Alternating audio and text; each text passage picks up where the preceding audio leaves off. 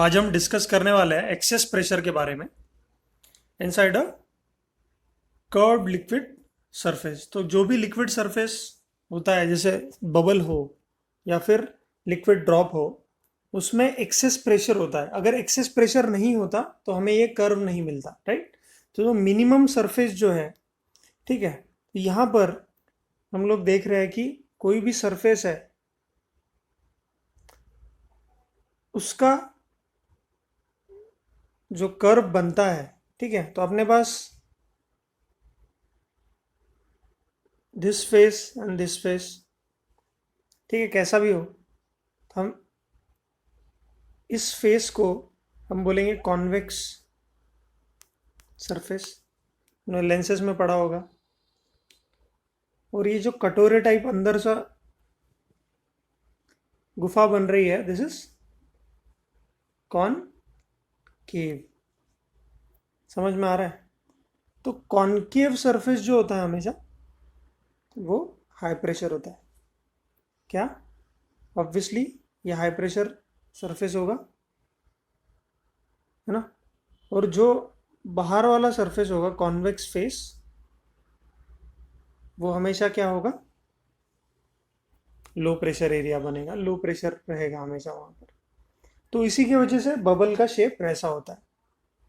तो अगर हमारे पास कोई एक लिक्विड ड्रॉप है, लिक्विड ड्रॉप ले लो या बबल ले लो, जैसा भी दिया हुआ है यहाँ पे, ठीक है। तो लिक्विड ड्रॉप के बाद बबल पड़ना चाहिए। इसका रीज़न ये है कि लिक्विड एक पूरा वन एंटिटी है, तो उसका एक ही सरफेस है एक्सपोज टू एयर। अगर कोई लिक्विड ड्रॉप है, उसको हम स्पेरिकल ड्रॉप मानते हैं, तो उसको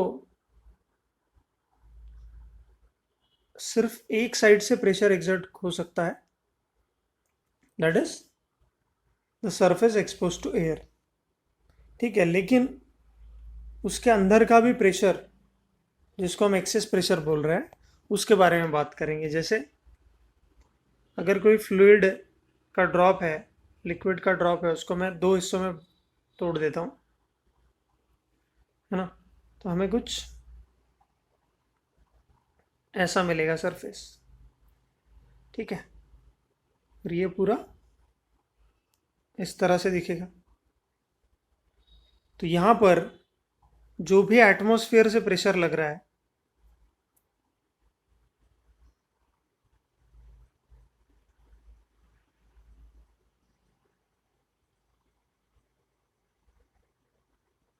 ये पूरा का पूरा, मतलब इस कटोरे पे लगने वाला जो प्रेशर है, उसके वजह से हमें यहाँ पर फोर्स मिलेगा इस एरिया पे। तो ये वाला जो एरिया है, जो मैं अभी रेड से रिप्रेजेंट कर रहा हूँ, ये एरिया कितना होगा? अगर इस स्फीयर की रेडियस आर है, ये एरिया होगा पाई आर स्क्वायर। समझ में आ रहा है? तो ये जो बाहर से प्रेशर आ रहा है वो, और ये एरिया, आप बोलोगे सर ये पूरा कर्व है, इस इस कर्व पे लगने वाले प्रेशर को हमने डायरेक्टली इसके साथ मल्टीप्लाई किया तो फोर्स मिल जाएगा, ठीक है। लेकिन ये तो एकदम कर्वेचर है। तो हम जितने भी पूरे कर्वेचर पे जो प्रेशर लगने वाला है एटमॉस्फेयर की वजह से या एयर की वजह से, उसको मल्टीप्लाई कर रहे हैं और हमें फोर्स मिलेगा, ठीक है। समझ में आ रहा है कैसे हमने कैलकुलेट किया? तो इसमें कंफ्यूजन नहीं चाहिए कि कर्व पे लगने वाले प्रेशर को हमने कैसे क्या ले लिया, है ना। तो प्लीज आप उसको ध्यान में रखिए, ठीक है। तो हमारे पास बाहर कुछ एक प्रेशर है और अंदर एक है। फिर हमारे पास सरफेस टेंशन है। सरफेस टेंशन क्या बबल का होता, है ना। और ये जो टेंशन है, अगर मैं इस जगह पे निकालता तो मैं इस डायरेक्शन में निकालता। तो अगर मैं कर्वेचर निकालूं फॉर लिक्विड,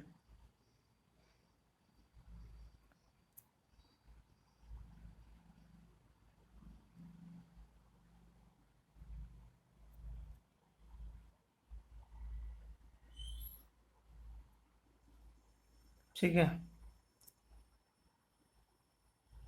ये है। सुनो, यहाँ से प्रेशर लग रहा है एटमॉस्फेयर से, या एक्सटर्नल प्रेशर जो भी है। तो हमें एक्सेस प्रेशर का मतलब क्या है कि pressure inside the liquid is greater then pressure from the outside.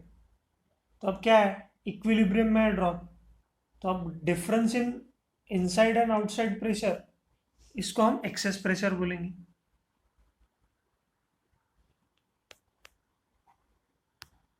सही बात है।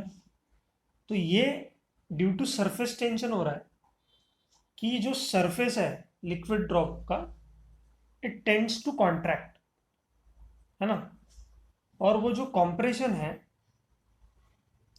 Due to which pressure inside increases. तो सरफेस टेंशन की वजह से लिक्विड कॉन्ट्रैक्ट हुआ। अब वो लिक्विड फूलने की कोशिश कर रहा है ना। मतलब अगर एटमॉस्फेरिक प्रेशर हटा दूं, मैं इसको वैक्यूम में डाल दूं, तो क्या करेगा, जो लिक्विड ड्रॉप है वो क्या होगा, वो थोड़ा सा एक्सपांड होगा। सिंपल सी बात है।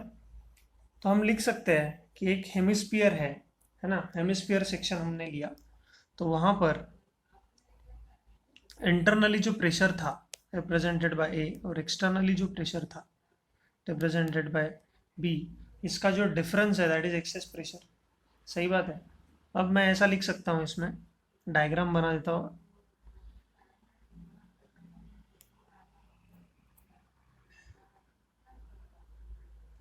ठीक है। तो ये है, मैंने हेमिस्फेरिकल डायग्राम लिया है, ये बनाया है मैंने।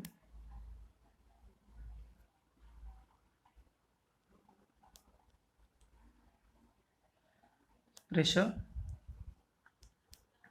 यहाँ पर एरिया है, और जो टेंशन मिलने वाला है हमें, टेंशन कहाँ से मिलेगा कि जिस हेमिस्फीयर ने दूसरे हेमिस्फीयर को जोड़ के रखा, तो ये पूरा का पूरा जो एरिया है, वहाँ पे उसके एजेस पे एट एवरी पॉइंट क्या मिल रहा है हमें, टेंशन मिल रहा है। अब हमें टेंशन की डेफिनेशन तो पता है। क्या है tension, force per unit length. तो फोर्स क्या हो जाएगा, टेंशन इनटू लेंथ। तो लेंथ मतलब क्या, ये जो सरकमफरेंस है, जो लिक्विड ड्रॉप के, ये जो पूरा ड्रॉप था,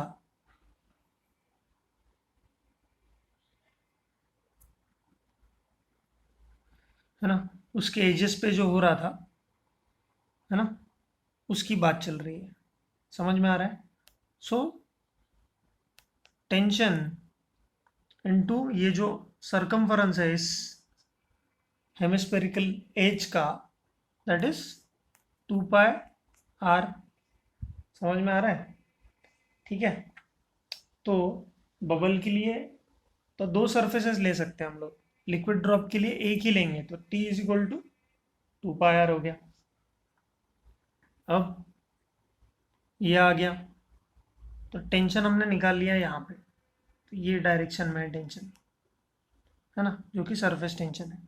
फिर ये जो प्रेशर है और ये प्रेशर है, इसका हम लोग अंदर वाला प्रेशर और बाहर वाला प्रेशर, ठीक है।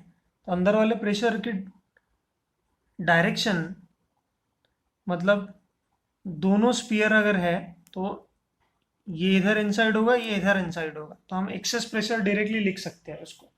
अब एक्सेस प्रेशर मतलब इन दोनों का जो डिफरेंस है, that is nothing but multiply by pi are square. तो जो भी आउट प्रेशर है या जो इनसाइड प्रेशर है, क्योंकि इनसाइड वाला प्रेशर तो बाहर धक्का देने की कोशिश करेगा कि एक्सपांड करूं, और ये वाला प्रेशर है तो क्या करने की कोशिश करेगा, इनसाइड लगाने की कोशिश करेगा। तो आपके पास जो हेमिस्फीयर है, उसमें ये प्रेशर इधर लग रहा है और ये प्रेशर इधर लग रहा है, और ये जो एजेस पे लग रहे हैं, दैट इज सरफेस टेंशन।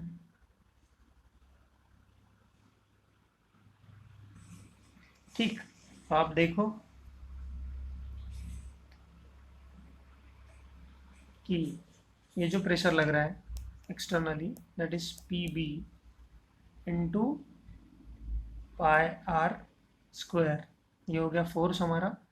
फिर हमारा जो टेंशन है उसको ऐड करेंगे इसके साथ, tension T is nothing but 2 pi capital R should be equal to ये जो फोर्स है इनसाइड लगने वाला that is P A into pi are square. ठीक है, तो हमें पता है कि जो कॉन्केव पार्ट है मतलब अंदर वाला पार्ट है उसका प्रेशर ज़्यादा होता है as compare to convex part. तो ये हो जाएगा P A minus P B into sorry pi capital R square is equal to T 2 pi R, it is surface tension into 2 pi R. तो pi pi cancel, R square के साथ are गया तो बचा 2t। ठीक है, अब इसी को हमने बोला था कि जो इनसाइड प्रेशर और आउटसाइड प्रेशर है that is nothing but excess pressure. तो ये हो जाएगा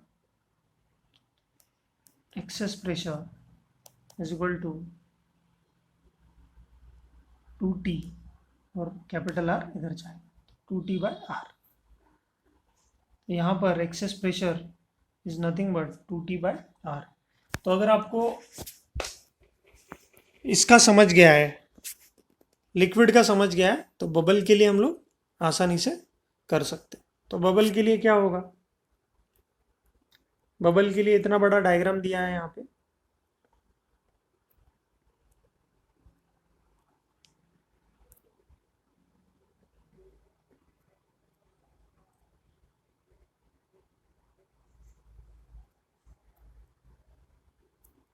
ठीक है, तो केस ए बोला है, क्या बोला है केस ए, कि अगर बबल है इसको हम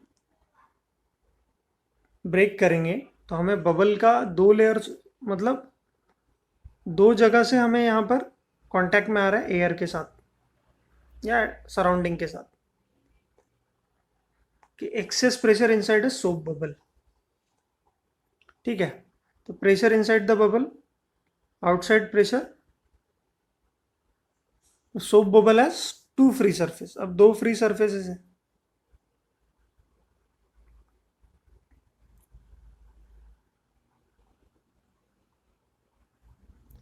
तो बबल के लिए जो ये ब्लू है वहां पर भी टेंशन लग रहा है, और फिर जो इंटरनल लेयर है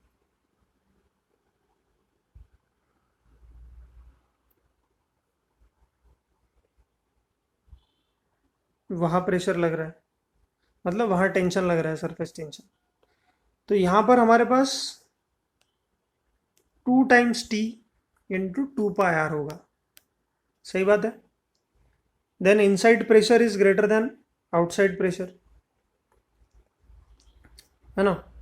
तो यहाँ पर क्योंकि कॉन्केव और कॉन्वेक्स पार्ट है यहाँ पे, तो यहाँ पर आपको फोर्स सॉरी प्रेशर आउटसाइड मतलब बी लिखा था हमने पिछले बार, is equal to 2 pi R की पाई आर स्क्वायर आ जाएगा, यह आ जाएगा पाई कैपिटल आर स्क्वायर जो भी इसका एरिया होगा। सही बात है। तो आप उसी तरह जैसे हमने किया था, excess pressure that is difference is nothing but excess pressure into pi are square is equal to 2 times T 2 pi R. सही बात है। तो यहाँ पे आर स्क्वायर और आर कैंसिल, पाई और pi cancel, excess pressure P excess equal to 4t/R।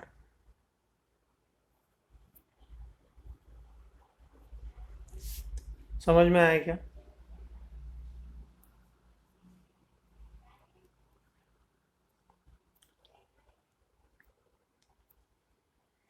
तो 2 surface होने की वजह से, मतलब 2 बार एयर के साथ कांटेक्ट में आने की वजह से बबल के अंदर, है ना, टेंशन या सरफेस टेंशन 4 टाइम्स लिख रहा है हमें, मतलब 2 टाइम्स इंटू 2 पाई आर। समझ में आ रहा है? The excess pressure in air bubble inside here only inside liquid. तो अगर कोई बबल जनरेट हो रहा है, जैसे डिटर्जेंट पाउडर हम लोग पानी में डालते हैं, उसमें अगर कोई बबल है ना, सराउंडेड बाय फ्लूइड है, ठीक है, तो यहाँ पर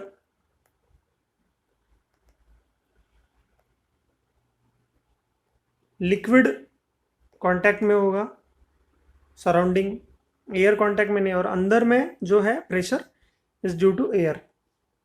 ठीक है, तो ऐसे केस में क्या होगा, टेंशन तो 2 टाइम्स रहेगा, क्योंकि मेम्ब्रेन वैसी है हमारी। अगर मैं इसको बबल को ब्रेक करूँ तो हमें सॉरी ये दिखेगा,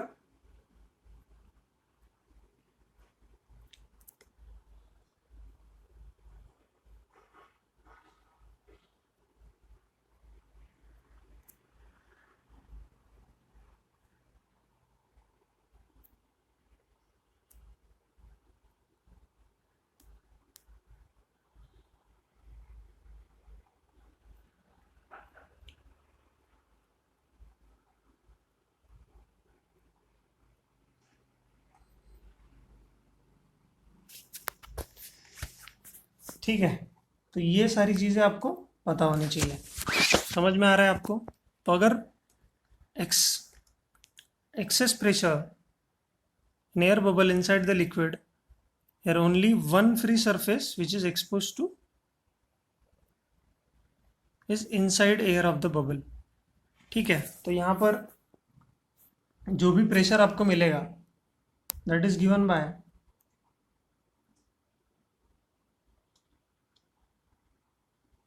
T into 2 pi r because of the one free surface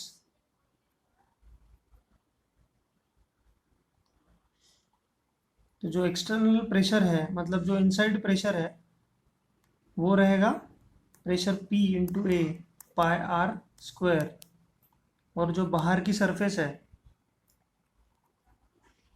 उसका तो कुछ कंट्रीब्यूशन नहीं है, तो इनसाइड सरफेस का टेंशन कंट्रीब्यूट करेगा 2 पाई कैपिटल आर। तो पाई और पाई कैंसिल, 2 रहेगा, आर कैंसिल। ठीक है, तो ये हो जाएगा pressure nothing but 2T by R. समझ में आ रहा है? तो ऐसे ही सारे चीज़ें हम लोग सॉल्व करते हैं जब, तो हमें पता चलती है। समझ में आ रहा है? तो प्लीज़ आप इसको देखो, क्योंकि excess pressure inside surface having curvature, है ना, ऐसे सारे सवाल आपको पूछते हैं। देन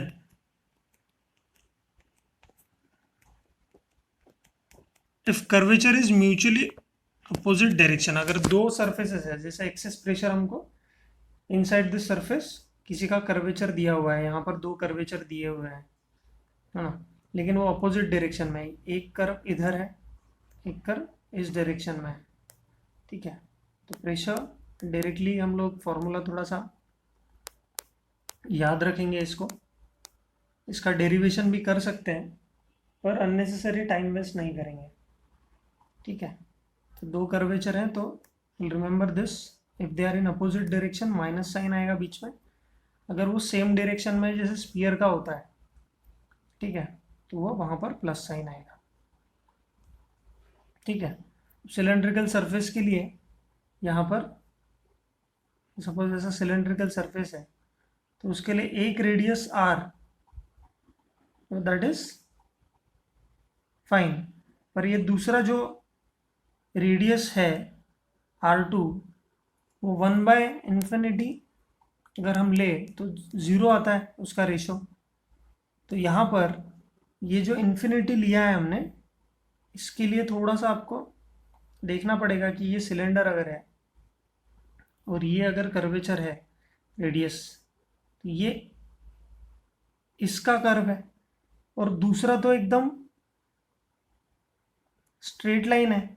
अब स्ट्रेट लाइन मतलब एक कर्व तो ऐसा है ना, ऐसा, और दूसरा कर्व तो तुम्हारा सीधा है तो सीधा मतलब स्ट्रेट लाइन है, स्ट्रेट लाइन के लिए हम लोग क्या बोलते हैं, इन्फिनिटी। समझ में आ रहा है? तो ये R2 इज इनफाइनाइट। तो अगर आपने विजुलाइज किया, अच्छे से समझा, तो आपको आ जाएगा ये। तो ये थोड़ा सा याद भी रख सकते हैं आप, है ना। और फॉर स्पेरिकल सरफेस तो आपको पता है कि R1 R2 को आप R ले सकते हैं सेम, अगर स्पेरिकल सरफेस है। अगर ऐसा कुछ कर्वेचर है, सेम डायरेक्शन में है लेकिन कर्व अलग अलग है, मतलब यहाँ से पास में है, यहाँ से दूर है, तो ये R1 और ये R2 हो जाएगा, ठीक है। लेकिन अगर स्पीयर है तो दोनों R1 R2 तो सेम ही रहेगा, ठीक है। तो इसमें आप सिंपल सिंपल फंडे यूज़ कर सकते हैं, ठीक है। तो ये आप बात ध्यान में रखिए। As always for liquid surface, तो ये हमने पढ़ लिया ऑलरेडी। लिक्विड सरफेस के लिए वन फ्री सरफेस होता है, और अगर वो फिल्म है, मतलब बबल वगैरह टाइप है, तो देर टू सरफेसेस। तो आप, convex is always low pressure और कॉनकेव हाई प्रेशर होता है, और कॉनकेव में जो सरफेस होगा वो हाई प्रेशर दिख रहा है आपको। तो यहाँ पे एक चार्ट दिया गया है सिंपल सा, कि अगर लिक्विड ड्रॉप एयर में है तो आप फ्री सरफेस एक पकड़ोगे, that is 2T/R excess pressure. फिर अगर बबल बबल अगर फ्री है तो हो जाएगा, दो सरफेस लेंगे तो 4T/R, और अगर पानी के अंदर है तो दैट इज 2T/R। और जहाँ पर प्रेशर आपको एक्सर्ट करवाना है तो एटमॉस्फेरिक प्रेशर आप टोटल प्रेशर के साथ ऐड कर सकते हो। एक जनरल नोट है यहाँ पर जो दी गई है। जनरल नोट क्या है? When two soap bubble coalesce to form, एक कंबाइन हो जाते हैं, ठीक है, और उनका एक कॉमन रेडियस ऑफ कर्वेचर हमको निकालना है। तो कैसे निकालेंगे? तो देखो, एक्सेस प्रेशर बबल के लिए अगर हमें लेना है तो हमें पता है कि 4T/R1 होता है। दूसरे सरफेस के लिए क्या हो जाएगा? 4T/R2। अब कॉमन सरफेस निकालना है हमें। कॉमन सरफेस निकालना है जैसे इस केस में हुआ है, ठीक है। कॉमन सरफेस दोनों एक साथ मिल गए और तीसरा एक कुछ कॉमन सरफेस उनका मिल गया। तो यहाँ पर सीधी सीधी वैल्यू डाल देंगे हम लोग, 4T/R1 4T/R2 सब्ट्रैक्ट कर लेंगे। एक्सेस प्रेशर है मतलब P1 माइनस P2 कर देंगे, ठीक है। जो जिसका रेडियस कम है उसका प्रेशर ज़्यादा होगा, मतलब इन्वर्सली प्रोपोर्शनल है, सिंपल सी बात है। जिसका रेडियस बड़ा होगा उसका प्रेशर कम होगा। तो P1 माइनस P2 हमने किया, तो आपको जब टोटल प्रेशर, तो इक्विवेलेंट रेडियस ऑफ कर्वेचर निकालना है, तो उसको भी हम लोग 4T/R लिखेंगे क्योंकि वो बबल ही बनेगा। तो ये 4T/R1 माइनस 4T/R2, इसको हम सॉल्व करेंगे तो क्या आ जाएगा? R1 into R2 divided by R2 minus R1, ठीक है। So this is what the curvature of common surface, the radius of curvature of common surface for a soap bubble। और फिर जब दो soap bubble of radius R1 R2 combine to form a new bubble in vacuum under isothermal condition. अब ये special condition से isothermal बोला है, तो आइसोथर्मल के लिए हमें पता है कंडीशन क्या है, PV summation of all the is equal to 0, right. Then हमें प्रेशर वॉल्यूम रिलेशन हमें पता है, तो हम मल्टीप्लाई करेंगे और इक्विवेलेंट जो रेडियस ऑफ कर्वेचर था अभी इस केस में जो आया था, है ना, उसके साथ रिलेशन बनेगा। तो 4/3 पाई कैंसिल हो जाएगा, 4T कैंसिल हो जाएगा। अब बचा कितना यहाँ पे? 1/R1, सॉरी, यहाँ बचा R1 square plus R2 square is equal to R square. तो हो जाएगा R is equal to under root of R1 square plus R2 square, ठीक है। तो आपको आइसोथर्मल कंडीशंस के लिए भी रिलेशन ऑफ रेडियस मिल चुका है।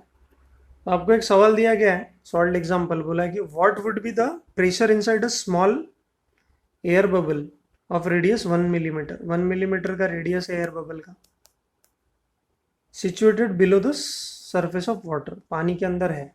तो ऐसा कुछ होगा सिचुएशन जहाँ पे वाटर बबल होगा, उसका रेडियस दिया हुआ है हमें, और वहाँ पर जो टेंशन है सरफेस टेंशन वो भी दिया गया है, एटमॉस्फेरिक प्रेशर भी दिया गया है। तो हमें पता है इस कंडीशन में excess pressure is equal to 2T/R होता है।